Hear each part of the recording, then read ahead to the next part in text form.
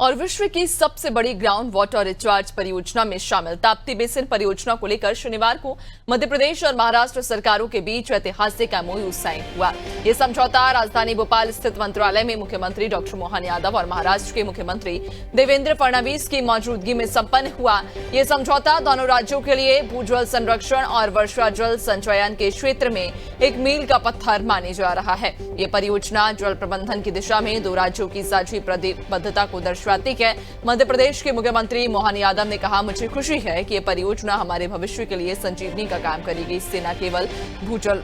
पुनर्भरण और सिंचाई की सुविधा का विस्तार होगा, बल्कि हमारे बुरहानपुर, खंडवा आदि की भूजल स्थिति में भी सुधार होगा। मध्य प्रदेश के 1,23,082 हेक्टेयर और महाराष्ट्र के 2,37,706 हेक्टेयर क्षेत्र में सिंचाई और संग्रहण की सुविधा उपलब्ध होगी और कई अन्य लाभ भी मिलेंगे। वहीं महाराष्ट्र के मुख्यमंत्री देवेंद्र फडणवीस ने कहा कि प्रधानमंत्री मोदी के नेतृत्व में केंद्र सरकार ने अंतर्राज्यीय परियोजना को बहुत महत्व दिया है, इसलिए केंद्र सरकार इसके तहत सभी अंतर्राज्यीय परियोजनाओं को पैसे भी दे रही है। इससे दोनों राज्यों के किसानों और नागरिकों को लाभ होगा। जोड़ो अभियान में जल राशि हमको डैम में मिलती थी, डैम के आधार पर हम उसका लाभ देते, लेकिन आपने भूगर्भ भंडारण का जो नया अध्याय प्रारंभ किया, ये विश्व का सबसे अनोखा,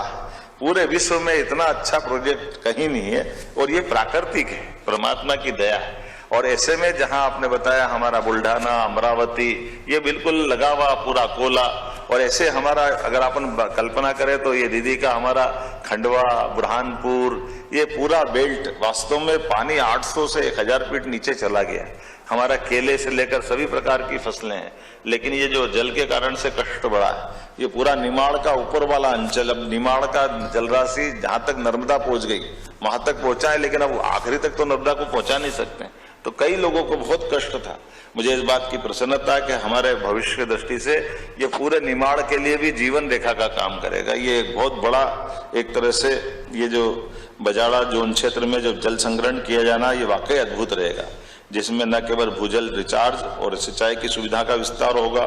बल्कि हमारे बुरहानपुर जिले के बुरहानपुर, नेपानगर, खकनार, खंडवा जिले की खालवा तहसील में भूजल की स्थिति में सुधार होगा, बल्कि मध्य प्रदेश की 1,23,082 हेक्टेयर और आपने उल्लेख किया महाराष्ट्र की 2,37,706 हेक्टेयर में सिंचाई और भंडारण की और तमाम प्रकार के लाभ मिलेंगे। हम सब आज के इस एमओयू के अवसर पर आपका स्वागत करते हैं। पहले तो इतने सालों के बाद ये मीटिंग ऑर्गेनाइज हुई, उसके लिए आभार व्यक्त करता हूं, और एक बहुत ही पॉजिटिव,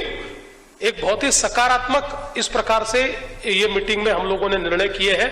और ये भी तय किया है कि अक्टूबर में हम वापस स्टेट कंट्रोल बोर्ड की मीटिंग लेंगे। अब